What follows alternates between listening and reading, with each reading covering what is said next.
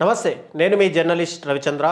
ఆంధ్రప్రదేశ్ మాజీ ముఖ్యమంత్రి వైసీపీ అధినేత జగన్మోహన్ రెడ్డి గారికి సంబంధించినటువంటి ఏవైతే అక్రమ కేసులు, ఇక్కడ అవినీతి ఆరోపణలు అంటూ గతంలో ఆయన పైన సిబిఐ కొన్ని కేసులు నమోదు చేయడం, ఆ కేసులకు సంబంధించి 16 నెలల పాటు ఆయన జైల్లో ఉండడం, తర్వాత బయటికి రావడం, బయటికి వచ్చిన తర్వాత పాదయాత్రతో ఆయన సీఎంగా మారడం, ఇవన్నీ ఒక ఎత్తు అయితే, ఇప్పుడు ఆయనకు సంబంధించినటువంటి సిబిఐ ఏవైతే కేసులు ఉన్నాయో ఆ కేసులు మళ్ళీ మొదటికి వచ్చాయి అని చెప్పి కొంతమంది తెలుగుదేశం పార్టీకి సంబంధించినటువంటి అనుకూల పత్రికల్లో, మీడియాల్లో మెయిన్గా కథనాలు రాస్తున్నారు. అయితే జగన్మోహన్ రెడ్డి గారు గతంలోనూ చెప్పారు, ఇంతకు ముందు తెలంగాణకు వెళ్ళి నాంపల్లి కోర్టులో గత నెల 20వ తారీఖు కూడా ఆయన హాజరయ్యారు.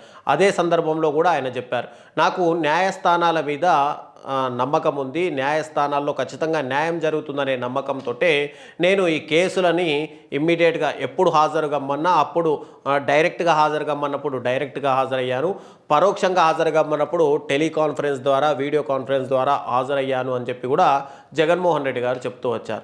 ఈరోజు మనం చూసుకుంటే కనుక సిబిఐ కేసులకు సంబంధించి, అంటే గతంలో ఏదైతే న్యాయాధికారి ఉన్నారో రఘురామ్ అనే వ్యక్తి, ఆయన బదిలీ అయిపోయి ఆయన ప్లేస్లోకి కొత్తగా పట్టాభిరావు అనే ఒక వ్యక్తి ఇప్పుడు పోస్టింగ్ తీసుకోవాల్సిన అవసరం ఉంది. ఇప్పుడు తెలుగుదేశం పార్టీకి సంబంధించినటువంటి అనుకూల పత్రికల్లో మెయిన్ హెడ్లైన్స్ ఏం రాస్తున్నారంటే, ఇక జగన్మోహన్ రెడ్డి గారి కేసులు మళ్ళీ మొదటికి వచ్చాయి, మళ్ళీ మొదటి నుంచి వాదనలు వినిపించాల్సిన అవసరం ఉంది అని చెప్పి.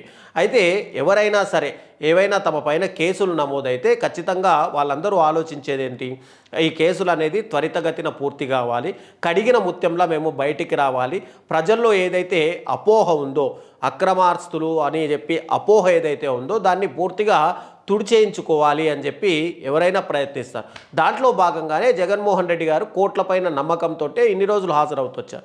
కానీ ఇప్పుడు న్యాయాధికారి మారడంతో మళ్ళీ మొదటికి వచ్చింది అని చెప్పి ఏదో జగన్మోహన్ రెడ్డి గారి పైన మళ్ళీ ఏదో పాత కేసులు వచ్చినట్టుగా బురద జల్లే ప్రయత్నాలు ఇక్కడ తెలుగుదేశం పార్టీకి సంబంధించినటువంటి కొన్ని పత్రికలు, మీడియా ఛానళ్ళు చేస్తున్నట్టు కనిపిస్తున్నాయి. అయితే జగన్మోహన్ రెడ్డి గారి పైన నిందలేయాలంటే కేవలం వాళ్ళకు దొరికింది ఇదొక్కటి మాత్రమే. గతంలో సాక్షి మీడియాకు సంబంధించి కానీ, సాక్షిలో చాలా వరకు షేర్స్ అమ్ముకున్నారని, ఇవన్నీ గతంలో క్యాబినెట్ నిర్ణయాల్లో కూడా జగన్మోహన్ రెడ్డి గారు తలదూర్చారు. అరే, జగన్మోహన్ రెడ్డి గారు ఎలా తలదూరుస్తారు? అప్పట్లో ఆయన ఎమ్మెల్యేనా క్యాబినెట్ దాంట్లో తలదూర్చడానికి? ఆయన జగన్మోహన్ రెడ్డి గారు అసలు క్యాబినెట్ మీటింగ్లకు వెళ్ళాల్సిన అవసరమే ఉంటుంది, ఆయన ఎందుకు తలదూరుస్తారు?